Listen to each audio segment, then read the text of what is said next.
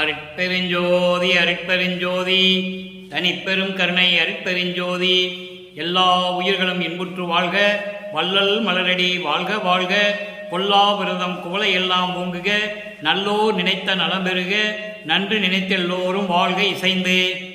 உலக மக்களே, அறிவார்ந்த அன்பர்களே, ஆன்மநேய ஒருமைப்பாடுடைய அன்பர்களே, வல்லப்பமான நமக்கு அருளிய திருவற்பாவில் 3ஆம் திருமுறையில் பதிகம் 18 ஆற்றா விரகம் என்ற பதிகத்தில் உள்ள பாடல்களை பார்த்து கொண்டிருக்கிறோம். மொத்தம் 10 பாடல்களை கொண்டது. ஒவ்வொரு பாடலிலும் இறைவன் வல்லற்பெருமான் அருட்பெருஞ்சோதி ஆண்டவர் மீது எப்படியெல்லாம் காதல் கொண்டார் என்பதையும், அந்த காதல் எப்படிப்பட்டது என்பதையும், அதன் பிறகு இறைவன் வலிந்து வந்து எப்படி ஆட்கொண்டார் என்பதையும் ஒவ்வொரு பாடலிலும் விளக்கமாக கூறியிருப்பதை நாம் பார்த்து கொண்டிருக்கிறோம். அந்த நிலையிலே வல்லற்பெருமான் இந்த மண்ணுலகை வருவிக்க உற்று மறைப்பு இருந்த காலகட்டங்களில், அதாவது சமயங்களும் மதங்களும் மார்க்கங்களும் சூழ்ந்து இருந்த காலகட்டங்களில் எப்படியெல்லாம் இறைவனை பாடினார் என்பதையும், இந்த சமயங்களிலும் மதங்களிலும் மார்க்கங்களிலும் எப்படியெல்லாம் பற்று கொண்டு இறைவனை வேண்டினார் என்பதையும் நாம் கண்கூடாக திருவற்பாவில் பார்த்து கொண்டிருக்கிறோம். இது உண்மை, யாராலையும் மறுக்க முடியாது. அதே நேரத்தில் இந்த பிரபஞ்சம் தோன்றிய காலத்திலிருந்தே இந்த சமயங்களும் மதங்களும் மார்க்கங்களும் உருவாக்கப்பட்டு, மனிதர்களால் உருவாக்கப்பட்டு, சமயத் தலைவர்கள், மத தலைவர்கள், மார்க்கங்களுடைய தலைவர்கள் என்று தனித்தனி தலைவர்கள் எல்லாம் உருவாகி சமயங்களையும் மதங்களையும் மார்க்கங்களையும் படைத்து, அதற்கு ஏற்றபடி இறைவனுடைய உருவங்களை அவர்கள் கற்பனைக்கு ஏற்றபடி உருவகப்படுத்தி, அதற்கு ஏற்றபடி தகுந்த இடங்களை அமைத்து, ஆலயங்களை எழுப்பி, வழிபாட்டு முறைகளை வகுத்து, சமயங்களிலும் மதங்களிலும் மார்க்கங்களிலும் எப்படியெல்லாம் குறியீடுகள் இருக்கின்றன, ஒவ்வொன்றுக்கும் வேறுபாடுகள் உண்டு. இறைவன் ஒருவன் தானே, அவனுக்கு ஏன் இவ்வளவு வேறுபட்ட, மாறுபட்ட, முரண்பட்ட வழிபாடுகள் நடக்க வேண்டும்? மக்களை நீங்கள் சிந்தித்து பார்க்க வேண்டும். அப்போ இப்படி முரண்பட்ட, மாறுபட்ட, வேறுபட்ட வழிபாடுகள் ஒவ்வொரு ஆலயத்திற்கும் தனித்தனியாக நடந்து கொண்டிருந்தன. மக்களும் அதே போல வழிபட்டார்கள். சிவாலயங்களிலே எத்தனையோ முறை வழிபாடுகள் வேற வேற உண்டு. அதேபோல் வைணவ ஆலயங்களிலும் ஒவ்வொரு ஆலயத்துக்கும் ஒரு வழிபாடு முறைகள் உண்டு. இப்படி சமயத் தலைவர்கள், மத தலைவர்கள், மார்க்கத்தினுடைய தலைவர்கள் எல்லாம் சேர்ந்து மக்களை அறியாமையில் புகுத்தி அவர்களை வழிபட வைத்து விட்டார்கள் காலங்காலமாக. இதையெல்லாம் நீக்க வேண்டும். ஆதியும் அந்தமில்லா தோன்றிய இறைவன் அருட்பெருஞ்சோதிக்கு சமயங்களும் மதங்களும் மார்க்கங்களும் தேவையில்லை.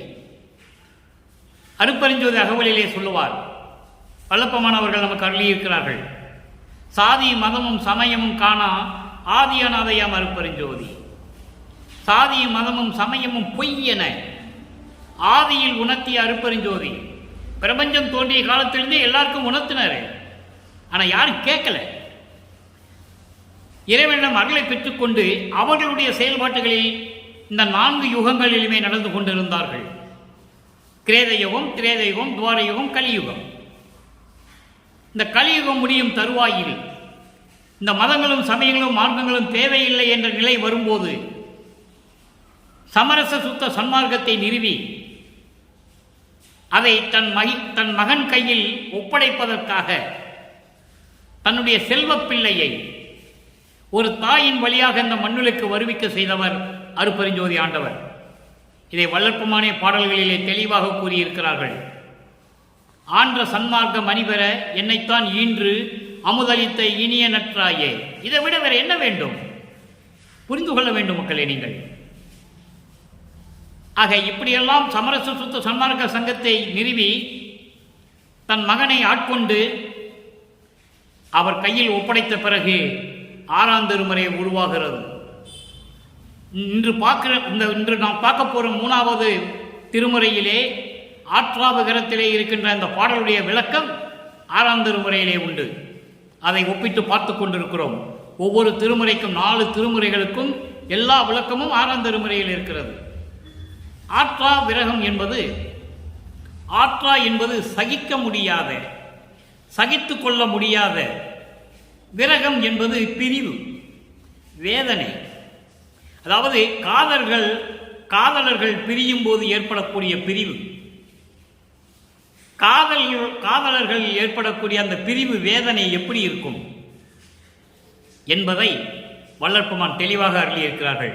தன்னை தலைவியாகவும் இறைவனை தலைவனாகவும் கற்பனை செய்து, அதாவது உருவகப்படுத்தி வர்ணனை செய்து உலக மக்களுக்காக எளிய நடையிலே அருளியிருக்கிறார்கள். பாடலின் மைய கருத்து என்னவென்றால், வள்ளற்பெருமான் எந்த அளவிற்கு இறைவன் மீது காதல் கொண்டுள்ளார் என்பதை தெரியப்படுத்துகிறார். அப்புறம் சமயங்களும் மதங்களும் மார்க்கங்களும் இல்லாத நிலையில் தனது நிலை அறிந்த பிறகு, ஏன் இந்த மண்ணுக்கு வருவிக்க உற்றோம் என்ற நிலை அறிந்த பிறகு, அருட்பெருஞ்சோதி ஆண்டவர் தன்னை ஆண்டு கொண்ட பிறகு, அதே நிலையை, அதே கடவுள் இறைவன் மீது உள்ள காதலை 6ஆம் திருமுறையிலே எப்படி கூறுகிறார்? அங்கே ஏங்குகிறார். இறைவன் நம்மளை தழுவ மாட்டானா, கட்டி அணைக்க மாட்டானா என்று ஏங்குவார் 3ஆம் திருமுறையிலே. 6ஆம் திருமுறை வரும்போது இறைவன் தன்னை கட்டி தழுவி அணைத்து முத்தமிட்டு கொஞ்சி குழாவியதை தெளிவாக வள்ளற்பெருமான் இந்த உலக மக்களுக்கு தெரியப்படுத்தியிருக்கிறார்கள் என்பதை நீங்கள் புரிந்து கொள்ள வேண்டும். அந்த வகையில் இன்று நாம் பார்க்க வேண்டிய பாடல் 3ஆம் திருமுறை ஆற்றா விரகம். ஏற்கனவே நான் கூறிவிட்டேன், ஆற்றா விரகம் என்பது சகித்துக் கொள்ள முடியாத ஒரு பிரிவு. காதலர்கள் பிரியும் போது ஏற்படுகின்ற வேதனை நீங்கள் எப்படி வேணாலும் அர்த்தம் எடுத்துக்கொள்ளலாம், விளக்கம் எடுத்துக்கொள்ளலாம், எல்லாமே ஒன்றுதான். இப்போ இந்த 2வது பாடலை பாருங்க. இதை பார்த்த பிறகு, இந்த பாடலுடைய விளக்கத்தை கொடுத்த பிறகு, மதங்களும் சமயங்களும் மார்க்கங்களும் இல்லாத ஒரு தனி மார்க்கம் சன்மார்க்கம், சுத்த சன்மார்க்கம், அதை தன் தந்தை தன்னிடம் ஒப்படைத்த பிறகு அதனுடைய நிலை எப்படி இருக்கிறது நீங்கள் பார்த்துக் கொள்ள வேண்டும். காவம் மணக்கும் கடிமலர் பூங்கா. இங்கே 1ஆம் திருமுறையிலிருந்து 4ஆம் திருமுறை வரைக்கும் இறைவன் எங்கெங்கே இருக்கிறான் என்று சொல்லுவார். திருமுல்லைவாயில், திருவல்லித்தாயம், திருவாரூர், சிதம்பரம், மதுரை, திருவண்ணாமலை, இப்படியெல்லாம் நிறைய பாடல்களை சொல்லுவார். 1ஆம் திருமுறையில் இருக்கிறது. அப்படிப்பட்ட இறைவன் எங்கே இருக்கிறார் என்று திருவொற்றியூர் இருக்கிற இறைவன் எப்படிப்பட்டவர் என்பதை சொல்லுகிறார். அதே இறைவன் சமயங்களையும் மதங்களையும் மார்க்கங்களையும் நீக்கிவிட்டு ஆதியும் அந்தமில்லா தோன்றிய அருட்பெருஞ்சோதியாகும் போது வடலூரிலே இருக்கின்ற இறைவன், உண்மையான இறைவன், இயற்கை உண்மை விளக்க கடவுளாகிய அருட்பெருஞ்சோதி ஆண்டவரை எப்படி சொல்லுகிறார் என்பதை பார்க்க போகிறோம். நன்றாக கவனிக்க வேண்டும் அன்பர்களே. காவமணக்கும் கடிமலர் பூங்கா வார் ஒற்றி கண் நுதலார். இறைவனை உருவகப்படுத்துகிறார். ஏனென்றால் இந்த பிரபஞ்சம் தோன்றிய காலத்திலிருந்தே இந்த மதங்களும் சமயங்களும் மார்க்கங்களையும் சேர்ந்தவர்கள் இறைவனை எப்படியெல்லாம் உருவகப்படுத்தினார்கள் என்பதை இங்கே வள்ளற்பெருமான் கூறுகிறார். ஒற்றி கண்ணுதலார் போதம் மணக்கும் புனிதர் அவர் பொன்புயத்தை புனரேனேல் சீதம் மணக்கும் குழலாய் என் சிந்தை மயங்குதடி தியங்குமடி ஏதமனக்கும் என் செய்வேன் என்னை மடவார் இகழாரோ. இது பாடல். தோழியிடம் சொல்கிறார். தன்னை தலைவியாகவும் இறைவனை தலைவனாகவும் வர்ணனை செய்து இறைவன் மீது கொண்டுள்ள காதலை தோழியிடம் கூறுகிறார். தோழி என்பது மனம், உள்ளத்திடம் கூறுகிறார். இப்போ இந்த பாடலுடைய பதவுரை பாருங்க, அதன் பின் விளக்கம். பதவுரை: காதம் மணக்கும் கடிமலர் பூங்கா. காதம் மணக்கும் கடிமலர் பூங்கா என்பது அந்த காலத்தில் சொல்வார்கள், 1 கல் தூரம், 2 கல் தூரம் என்று சொல்லுவார்கள். இப்படி 10 கல் தூரம். அந்த காலத்திலே மைல் எல்லாம் கிடையாது, மைல் கிலோமீட்டர் கணக்கெல்லாம் கிடையாது. காதம், 1 காதம், 2 காதம் என்று சொல்வார்கள். அதே மாதிரி காதம் மணக்கும் என்பது கிட்டத்தட்ட 10 காதம். 10 காதம் என்பது ஒரு 20 கிலோமீட்டர்னு வச்சுக்கோங்களேன். ஒரு தோராயமா 20 கிலோமீட்டர் வரைக்கும் மணக்கக்கூடிய பூஞ்சோலையில் அதாவது பூஞ்சோலையில் மலர்ந்த மனமுடைய மலர்களை கொடுத்து மாலையாக கொண்டவர். அதான் சொல்லுவார், காதம் மணக்கும் கடிமலர் பூங்கா வார் ஒற்றை கண் முதலார். காலம் தூரம் மணக்கும் மலர்கள், புத்தம் புது மலர்கள் மலர்ந்த பூஞ்சோலையில் இருக்கின்ற மலர்களை பறித்து மாலையாக தொடுத்து கொண்ட இறைவன் திருவொற்றியூரிலே இருக்கின்றவர் கண்ணுதலார். கண்ணுதலார் என்பது நெற்றிக்கண் உடையவன், நெற்றிக்கண் உடையவன் என்று சொல்லுகிறார். போதமனக்கும் புனிதர். போதமனக்கும் புனிதர் என்பது, போதம் என்பது மெஞ்ஞானம். அன்பர்களை ஏற்கனவே நான் விளக்கம் கொடுத்திருக்கிறேன். ஞானம் என்பது வேறு, மெஞ்ஞானம் என்பது வேறு. மெஞ்ஞானம் என்பது இறைவனுக்கு உரியது, ஞானம் என்பது இறைவனுடைய அருளை பெற்றவர்களுக்கு உரியது. இறைவனுடைய அருளை பெற்றவர்களுக்கு ஞானம் உண்டு, அதில் சந்தேகம் இல்லை. ஆனால் அவர்களுக்கு மெஞ்ஞானம் இல்லை என்பதை நீங்கள் புரிந்து கொள்ள வேண்டும். அப்படி மெஞ்ஞானத்தோடு விளக்கக்கூடிய புனிதர், புண்ணியமானவர். அவர் பொன்புயத்தை புணரேனேல். பொன்புயம் என்பது பொன்னான தோள்கள். அவருடைய பொன்னான தோள்களை நான் தழுவாவிட்டால், புணரேல் என்பது தழுவுவது, அணைத்துக் கொள்வது. அப்படிப்பட்ட பொன்னான அந்த தோள்களை நான் தழுவாவிட்டால் சீதமணக்கும் குழலாய். தோழியை சொல்லுகிறார். சீதமணக்கும் குழலாய் என்பது அழகிய கரும் கூந்தலை உடைய, மனமுடைய கூந்தலை உடைய பெண்ணே, என் தோழியே, அவருடைய பொன்னான அந்த தோளை நான் தழுவாவிட்டால் என் உள்ளம் மயங்குமடி, மயங்கி மயங்கி விழுகுமடி. நான் என்ன செய்வேன்? ஏதமனக்கும்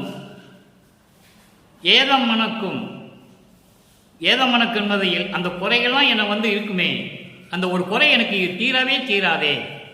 அவருடைய பொன்னான அந்த தோள்களை நான் தழுவாவிட்டால் என் உள்ளம் மயங்கும்படி அந்த குறையை நான் எப்படி தீர்த்து கொள்ளுவேன்? ஏதமனக்கும் என் செய்வேன். ஏதம் என்பது குறை, குறைகள், குற்றங்கள், எப்படி வேணால் சொல்லலாம். ஏக்கம் என்று கூட சொல்லலாம். சில பொருள்கள் வரும் ஏக்கம். அந்த ஏக்கத்தை நான் எப்படி நிறைவேற்றுவேன்? அவர் தோள்களை நான் தழுவ வேண்டுமே. தூரமணக்கும் பூங்காவிலே, பூஞ்சோலையிலே பூத்த மலர்களை எல்லாம் மாலையாக தொடுத்து திருவொற்றியூரிலே இருக்கின்ற நெற்றிக்கண்ணை உடைய இறைவன், மெஞ்ஞானமுடைய புனிதன், அவருடைய பொன்னான தோள்களை நான் தழுவாவிட்டால் என் உள்ளம் மயங்கும்படி, ஏங்கும்படி. அழகான கூந்தலை உடைய என் தோழியே, இந்த குறையை நான் எங்கே போய் சொல்லுவேன்? இதை பார்த்து உலகத்தில் இருக்கின்ற பெண்கள் எல்லாம் என்னை இகழ மாட்டார்களா? எவ்வளவு அற்புதமா சொல்றார் பாருங்க. இப்படி ஒரு ஏக்கத்தை இந்த பாடலை கொடுத்து விட்டு அதன் பிறகு அவர் எந்த நிலையில் இருக்கிறார் என்ற தெரியாத நிலையில் பாடிய பாடல்கள் இதெல்லாம் நீங்கள் நன்றாக புரிந்து கொள்ள வேண்டும். இதை வைத்துக் கொண்டே இன்றும் 200 உடமாக பேசிக் கொண்டிருக்கிறார்கள். வல்லற்பமானும் இதிலே இருந்தார் என்று. இருந்தது உண்மைதான். அப்ப எனக்கு அற்ப அறிவாக இருந்தது, விட்டு விடுங்கள், அதை விட்டு வாருங்கள் என்று சொல்லுகிறார். அதற்கப்புறம் உருவானதுதான் சமரச சுத்த சன்மார்க்கத்தை பெற்ற பிறகு 6ஆம் திருமுறையில் இருக்கின்ற பாடல். இப்ப இந்த பாடலுடைய விளக்கத்தை பார்த்து விட்டோம். எப்படி இறைவனை சொல்லுகிறார், அவருடைய பொன்னான அந்த தோள்களை எப்படி தழுவுவது என்று உள்ளம் எப்படி ஏங்குகிறது என்று சொல்லுகிறார். தோழியிடம் சொல்லுகிறார். இந்த நிலையை தான் யார் என்ற நிலையை உணர்ந்த பிறகு, இறைவன் வந்து ஆட்கொண்ட பிறகு, சமரச சுத்த சன்மார்க்கத்தை பெற்ற பிறகு 6ஆம் திருமுறையிலே இந்த பாடலில் இருக்கின்ற 3 நிலைகளுக்கும் விளக்கம் தருகிறார். ஒன்று, காதம் மணக்கும் கடிமலர் பூங்கா. ஒன்று, அந்த பூஞ்சோலையிலே பூத்த மலர்களை மாலையாக சூடிய இறைவன் என்று சொல்லுகிறார். இரண்டாவதாக, இறைவனை திருவொற்றியூரில் இருக்கின்ற நெற்றிக்கண் உடைய இறைவன் என்று சொல்லுகிறார். அடுத்து, மெஞ்ஞானமுடைய இறைவன், அவருடைய பொன்னான தோள்களை நான் தழுவவில்லை, தழுவாமல் என் மனம், என் உள்ளம் ஏங்குதடி என்று சொல்லுகிறார். இதனுடைய விலை, இதனுடைய பொருள், இதனுடைய விளக்கம் 6ஆம் திருமுறையில் பார்க்க போகிறோம். அப்போ இந்த நிலை உங்களுக்கு வேண்டாம், சமயங்களும் மதங்களும் மார்க்கங்களும் சேர்ந்த நிலை உங்களுக்கு வேண்டாம். உலக மக்களே, நேரடியாக நீங்கள் சமரச சுத்த சன்மார்க்கத்தை தழுவி வடலூருக்கு வாருங்கள் என்று சொல்லுகிறார். நல்ல கவனிங்க. 6ஆம் திருமுறை 78வது பதிகம், தலைவி வருந்துதல். இங்கே எப்படி வருந்துதார் தலைவி? 3ஆம் திருமுறையிலே இன்று நாம் பார்த்த பாடலிலே 2வது பாடலிலே தலைவி எப்படி வருந்தி தோழியிடம் சொல்லுகிறார். 6ஆம் திருமுறைக்கு வரும்போது சமரச சுத்த சன்மார்க்கத்தை பெற்ற பிறகு அதே தலைவி அதே இறைவனை பற்றி எப்படி சொல்லுகிறார் என்பதை நீங்கள் பார்க்க போகிறீர்கள். நன்றாக கவனியுங்கள். அம்பலத்தே திருநெடுஞ்சை அடிமலர் என் முடி மேல் அணிந்திட முன் சில சொன்னேன். அதனாலோ அன்றி எம்பலத்தே எம் இறைவன் என்னை மனம் புரிவான் என்று சொன்னேன். இதனாலோ எதனாலோ தெரிய அறியேன் வம்பிசைத்தேன் என எனது பாங்கி பகையானான். வளர்த்து எடுத்த தனித்தாயும் மலர்ந்து முகம் பாரார். நிம்மமர கனியானார் மற்றையர்கள் எல்லாம் நிபுணர் எங்கள் நடராயர் நினைவை அறிந்திலனே. இது பாடல். இப்ப இதனுடைய பொருள் பாருங்க. அங்கே திருவொற்றியூர் என்று சொன்னார். சமயங்களும் மதங்களும் மார்க்கங்களும் சூழ்ந்த இந்த காலத்தில் இறைவனை எப்படியெல்லாம் சொன்னார்கள் என்பதை சொல்லுவதற்காக இறைவனை திருவொற்றியூரில் இருக்கிறேன் என்று சொன்னார். ஆனால் அவர் அருப்பெருஞ்சோதி, ஆதியும் அந்தமில்லா தோன்றிய அருப்பெருஞ்சோதி, சமயங்களும் மதங்களும் மார்க்கங்களையும் இல்லாத அருப்பெருஞ்சோதி, எல்லாவற்றையும் கடந்த அருப்பெருஞ்சோதி, எல்லாவற்றையும் பொய் என்று சொன்ன அருப்பெருஞ்சோதி. அங்கே அம்பலத்தே திருநடஞ்சை அடிமலர் சத்தியஞான சபையிலே, வடலூரில் இருக்கின்ற சத்தியஞான சபையிலே நடனம் செய்கின்ற திருவடிகள் என் முடிமேல் வைப்பதற்கு முன்னால் ஒரு சில வார்த்தை சொன்னேன். அதனால மட்டுமல்ல, எம்பலத்தே எம் இறைவன் என்னை மனம் புரிவான் என்று சொன்னேன். ஆன்ம நெகிழ்ச்சியோடு உரிமையோடு என்னுடைய இறைவன் என்னை மணந்து கொள்ளுவான், கலந்து கொள்ளுவான் என்று சொன்னேன். இதனாலோ எதனாலோ என்று தெரியவில்லை, வம்பிசைத்தேன் என எனது பாங்கி பகையானாள். பாங்கி என்றால் தோழி, தோழி என்றால் உள்ளம். இவர் சொல்றது தோழிக்கு பிடிக்கல. ஆக இறைவனை எப்படியெல்லாம் வர்ணிக்கிறார் என்பதை உலக மக்களுக்கு தெரியப்படுத்துகிறார். இதான் மைய கருத்து. அதை தன்னை தலைவியாகவும் இறைவனை தலைவனாகவும் உள்ளத்தை தோழியாகவும் வர்ணனை செய்கிறார். அவ்வளவுதான், வேறு ஒன்றுமில்லை. இதனாலோ அதனாலோ அறியேன் வம்பிசைத்தேன் என எனது பாங்கி பகையானால். நீ சும்மா சொல்லிட்டு இருக்க, உன் சொல்லலாம் நான் கேட்க முடியாது, நீ என்னோட வம்புழுக்கிற, வம்ப சண்டைக்கு வர என்று சொல்லி எனது உள்ளம் எனக்கு பகையானால், என்னால் உள்ளமும் மறுக்கிறது. பகையானால் வளர்த்து எடுத்த தனித்தாயும் மலர்ந்து முகம் பாராள். என்னை வளர்த்த தாய், செவிலித்தாய். பாடல்களில் அற்புதமாக இருக்கும். நற்றாய் என்று சொல்லுவார், செவிலித்தாய் சொல்வார். அதை இங்கு சொல்றார், வளர்த்த தாய் என்று சொல்லுகிறார். வளர்த்த தாயும் என்னை சிரித்த முகத்தோடு பார்க்கவில்லை, கடுகடுப்பாக பார்க்கிறாள், கோபமாக பார்க்கிறாள். அதை தான் சொல்ற, பார்த்து முகம் பாராள், முகம் மலர்ந்து பாராள், மலர்ந்து முகம் பாராள். எப்படி வேணா சொல்லலாம். சிரித்த முகத்தோட இல்லாம கடுன்னு முகத்தை வச்சுக்கிட்டு கோபத்தோட பார்த்து கொண்டிருக்கிறார். வளர்த்த தாயும் தோழியும் பகையானால். நான் உண்மையை சொல்லுகிறேன். அம்பலத்திலே நடனம் செய்து கொண்டிருக்கின்ற எனது இறைவன் என் தலை மீது, என் முடி மீது அவருடைய திருவிடையை வைப்பதற்கு முன்னால் ஒரு சில வார்த்தை சொன்னேன். என்ன சொன்னேன்? ஆன்ம நிகழ்ச்சியோடு எனது இறைவன் என்னை மனம் புரிவான். மனம் புரிவான் என்பது கலந்து கொள்ளுவான், அருள் செய்வான் என்று பொருள்.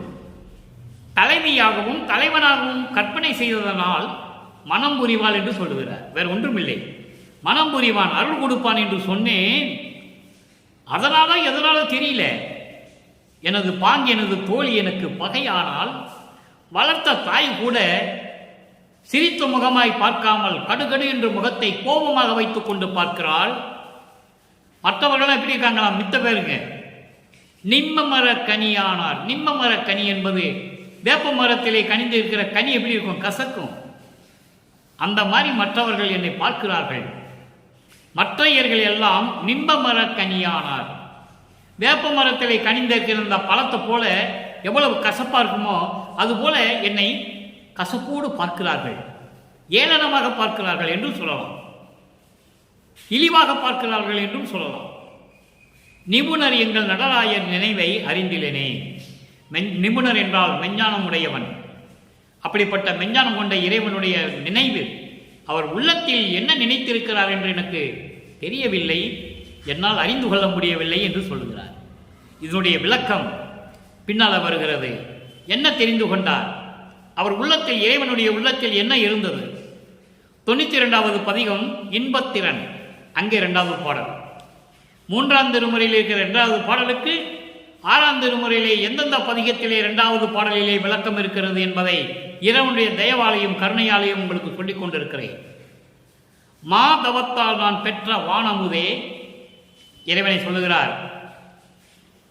மாதவத்தால் நான் பெற்ற வானமுதே, பெரிய தவத்தால். தவம் என்பது வல்லப்பெருமான் இங்கே சொல்லுவது ஏற்கனவே நான் விளக்கம் கொடுத்திருக்கிறேன். கடலுக்கு அடியில் போய் உட்கார்ந்துக்கிறது, மலைக்கடியில் போய் உட்கார்ந்துக்கிறது, பெரிய காட்டுக்குள்ள அடர்ந்த காட்டுக்குள்ள போய் உட்கார்ந்துக்கிறது, இல்லைன்னா மரத்துக்கடியில் உட்கார்ந்து மண் புத்து வளர்ற அளவுக்கு தவம் இருக்கிறது, நெருப்பை கீழே மூட்டி ஒத்தக்கால் ஊசிக்காலில் நிற்கிறது, அது இல்லை தவம். அது சமயங்களிலும் மதங்களிலும் மார்க்கங்களிலும் சொல்லப்பட்ட மூர்க்க குணங்கள், அது வேறு. இந்த தவம் அப்படி இல்லை. மாதவம் என்பது இறைவனை எந்நேரமும் நினைத்து கொண்டிருப்பது. கணப்பொழுது கூட இறைவனை மறக்காமல் இருப்பது, அதான் மாதவம். அப்படி மாதவத்தால் நான் பெற்ற வான் அமுதே, ஒப்பற்ற அமுதே, எனது வாழ்வே, என் கண்ணமர்ந்த மணியே, என் கண்ணுள் இருக்கின்ற மணி போன்ற இறைவனே, கண்ணுக்குள் இருக்கின்ற மணி இருக்கல்லவா, அது போன்று இருக்கின்ற எனது இறைவனே, என் மகிழ்வே, போதவத்தால் கலித்தேனை வலிந்து கலந்து ஆண்ட. போதவத்தால், போதவம் என்பது உலகியலிலே சிற்றின்பங்களிலே, உலகியலிலே இருக்கின்ற சிற்றின்பங்கள், மண்ணாசை, பெண்ணாசை, பொன்னாசை போன்றதெல்லாம் இன்பங்கள் என்று சொல்லி வீணாக பொழுது கழித்துக் கொண்டிருந்த என்னை, விளக்கம் பாருங்க, அவ்வளவு அற்புதமா இருக்கும்.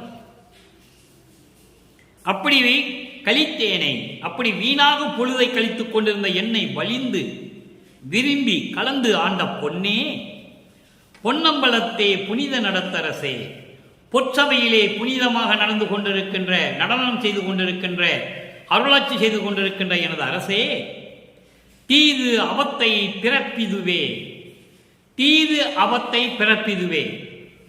தீது என்பது தீமைகள் தரக்கூடிய அவத்தை, அதனால் உண்டாகக்கூடிய துன்பங்கள்.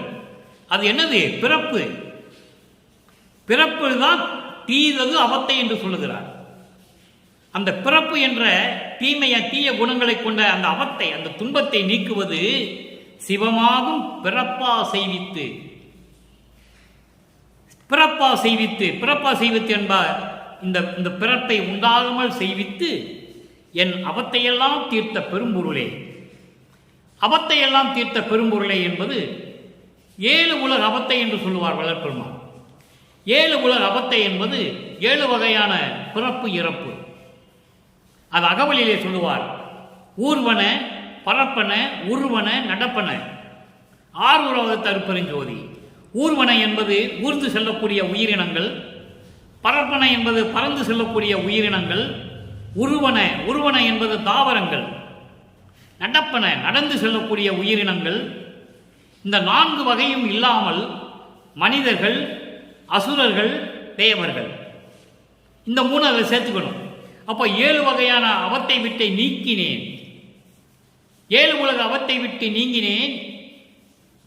ஊழிதோர் ஊழி உயிர்தழைத்து ஓங்கினன், ஆலியா நயன் அதிசயத்திட வாலி மன்றவங்க மருஞ்சோதியின் மன்னருளே என்று சொல்லுவார்.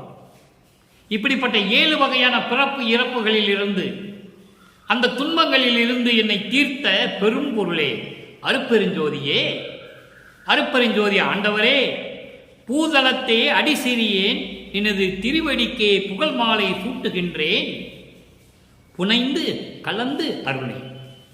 எப்படி சொல்றார் பாருங்க. இந்த பூதளத்தை உன்னாலே இந்த மண்ணுக்கு வருவிக்க உற்று, உன்னிடம் இருந்த நான் அடியனாக இருந்த என்னை, அதை தெளிவாக சொல்வார் வல்லப்பெருமான் அவர்கள் 3ஆம் திருமுறையிலே அன்பு மாலையிலே ஒரு பாடலிலே சொல்லுவார். ஏனாதான் எனினும் யான் அம்மையின் இன் அடியை நான் அறிந்தேன், இதயம் மலர்ந்தேனே என்று சொல்லுவார். ஒவ்வொரு யுகத்திலும் எப்படி இருந்தேன் என்று சொல்லுகிறார் வல்லப்பெருமான் அவர்கள். இந்த மண்ணுலகுக்கு முன்னால் வருவிக்க விட்டதற்கு முன்னாலேயே நான் உன்னிடம் அடியனாக இருந்தவன் என்று சொல்லுகிறார். அதை தான் இங்கே சொல்லுகிறார். பூதளத்தை அடி சிறியேன், இந்த மண்ணுலகிலே உன்னிடம் இருந்த இந்த சிறியேன் நினது திருவடிக்கே புகழ் மாலை சூட்டுகின்றேன், புனைந்து அதை ஏற்றுக்கொண்டு கலந்து அருளே, என்னோடு இரண்டர கலந்து நீ அருள வேண்டும் என்று சொல்லுகிறார். சரி, இப்போ சமரச சுத்த சன்மார்க்கம் பெற்ற பிறகு இறைவனிடம் எப்படி காதலிக்கிறார், இறைவனை என்னுடைய நிலையை எப்படி சொல்லுகிறார், இறைவனிடம் எப்படி அருளை பெற்றுக்கொள்ளார் என்பதை நாம் பார்க்க போகிறோம். பதிகம் 100 பேரடைவு இரண்டாவது பாடல்.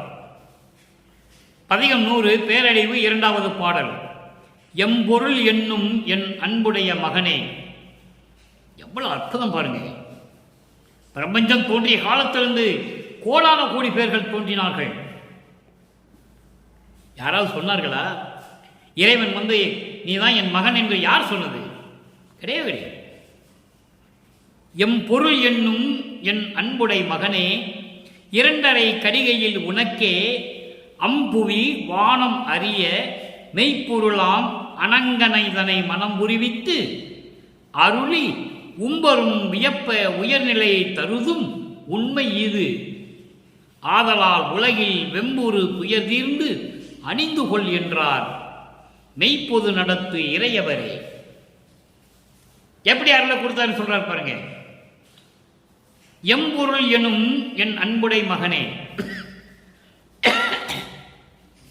எனது சொந்த பொருள், எனக்கு உரிமையான பொருள், என் அன்புடைய மகனே, நீ எனக்கு மட்டும் சொந்தம். இந்த பிரபஞ்சத்தில் எனக்கு யாரும் சொந்தம் இல்லை, நீ மட்டும் எனக்கு சொந்தம். அதான் எம்பொருள் என்று சொல்லுகிறார். எம்பொருள் என்னும் என் அன்புடை மகனே, இரண்டரை கடிகையில் உனக்கே. இரண்டரை கடிகை என்பது 1 மணி நேரம், ஒரு கடிகை என்பது 24 நிமிடங்கள், இரண்டரை கடிகை என்பது 60 நிமிடங்கள். அதாவது 1 மணி நேரம் இருக்கு. அந்த 1 மணி நேரத்தில் உனக்கே அம்புவி வானம் அறிய. அம்புவி என்பது அழகான இந்த மண்ணுலகம்.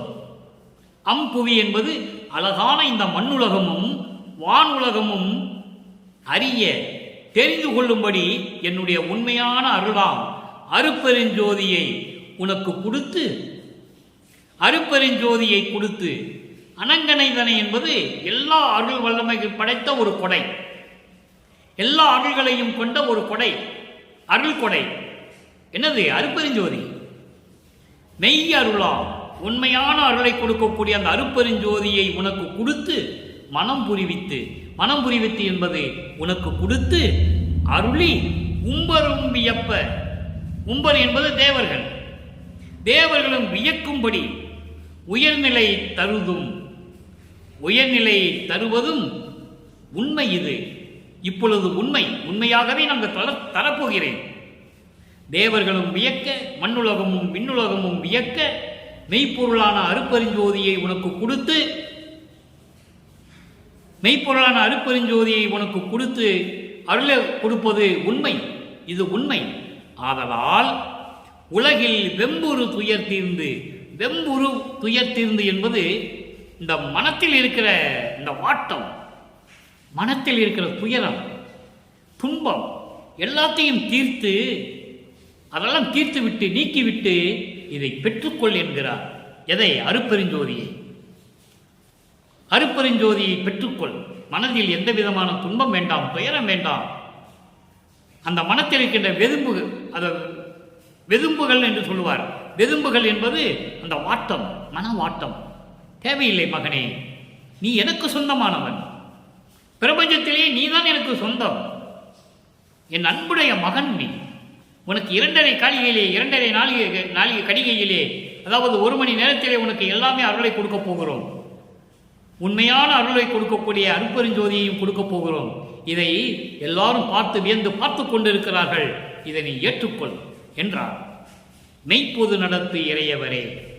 மெய்ப்பொது நடத்தவர் என்பது வடநூரிலே இருக்கின்ற சத்தியஞான சபையிலே அருளாட்சி செய்து கொண்டு, அருள் நடனம் செய்து கொண்டிருக்கின்ற இறைவன் அருப்பெருஞ்சோதி ஆண்டவரே என்று சொல்லுகிறார். இறுதியாக ஒரே ஒரு விளக்கம். இப்ப எல்லாம் சொல்லியாச்சு. இப்போ எப்படி இறைவன் எப்படி ஆட்கொண்டார் என்று தலைவி சொல்லுகிறார். தலைவன் தலைவியை எப்படி ஆட்கொள்கிறார் என்பதை சொல்லுகிறார். அது ஒரு பதிகம். ஏனென்றால் இந்த பதிகத்துடைய விளக்கம் தான் இன்று பார்த்த 3ஆம் திருமுறையிலே 2வது பாடல். அங்கே ஏங்குகிறார். இறைவன் நம்மளை தழுவ மாட்டானா, இறைவன் நமக்கு அருளை கொடுக்க மாட்டானா என்று அங்கு ஏங்குகிறார்.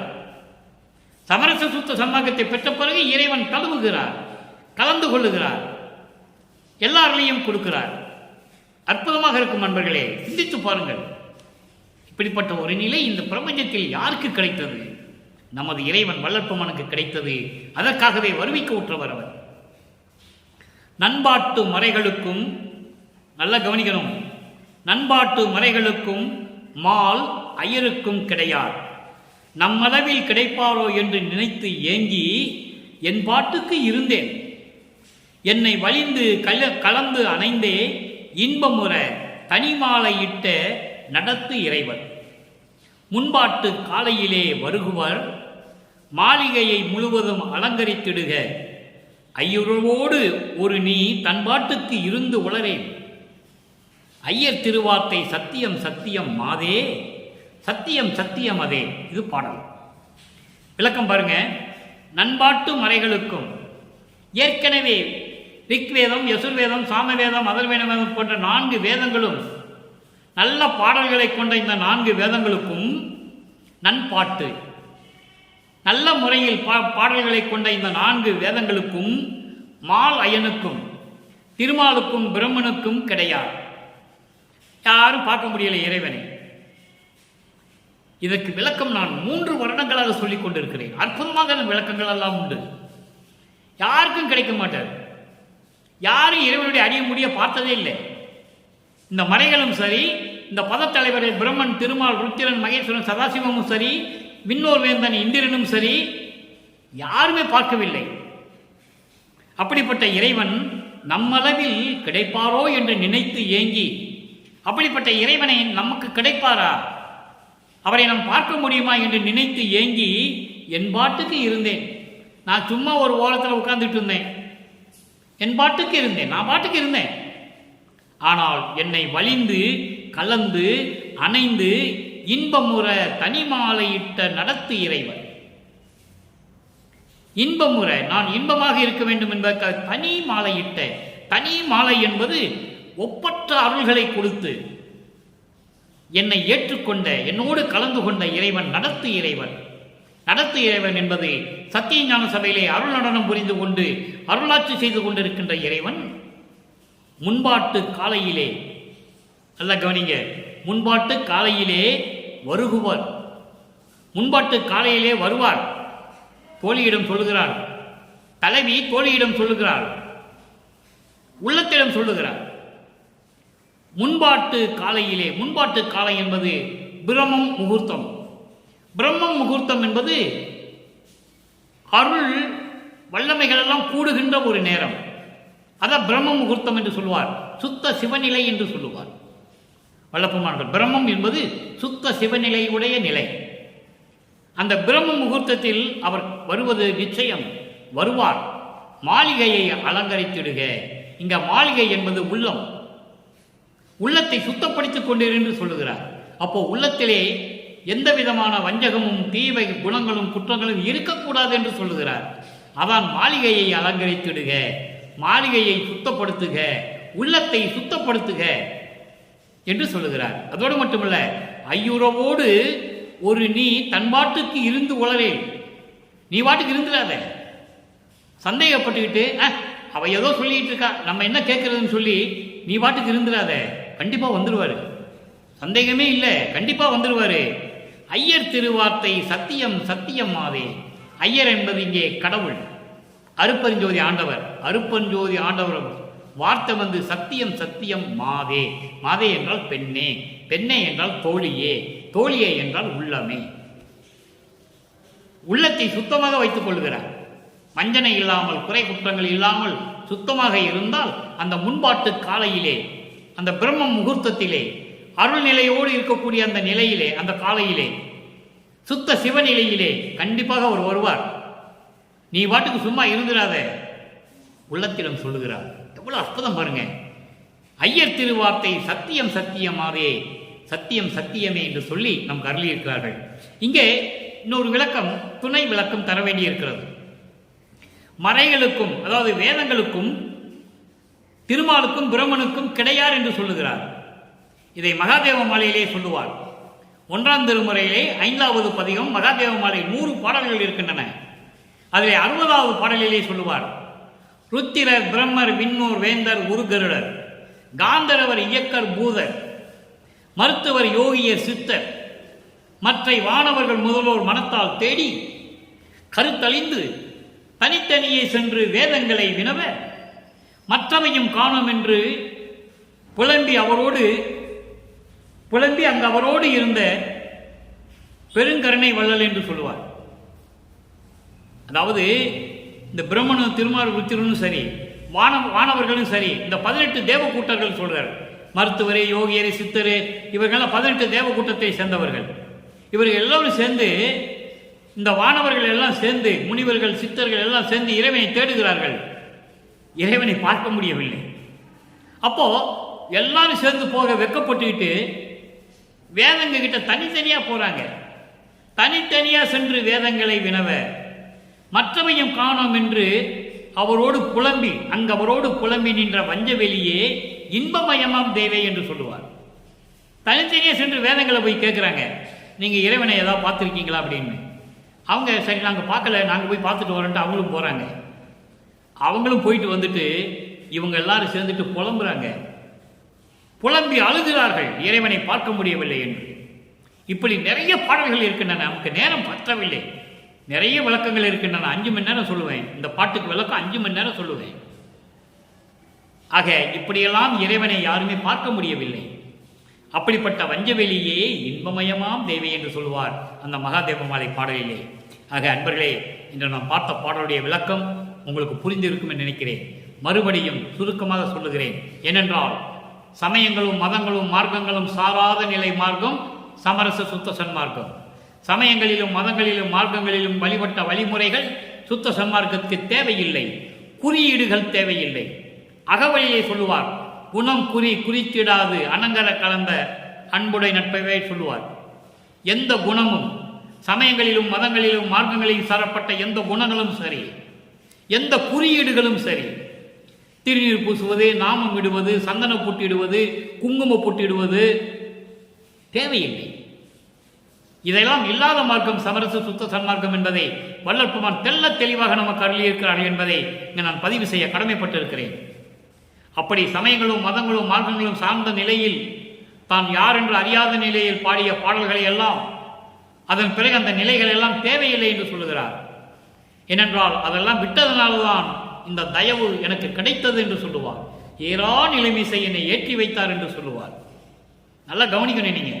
ஆக இந்த நிலைகள் எல்லாம் தவிர்த்து சமரச சுத்த சன்மார்க்கம் என்ற ஒரு தனி மார்க்கத்தில் நீங்கள் வந்தடைந்து சமரச சுத்த சன்மார்க்கத்துடைய சத்திய நெறிகளை கடைபிடித்து, ரொம்ப எளிமையான நெறிகள், இறைவன் ஒருவன் என்று ஏற்றுக்கொள்ள வேண்டும். உருவ வழிபாடு வேண்டாம் என்று ஏற்றுக்கொள்ள வேண்டும். ஜோதி வழிபாடு செய்ய வேண்டும். புலையும் கொலையும் தவிர்க்க வேண்டும்.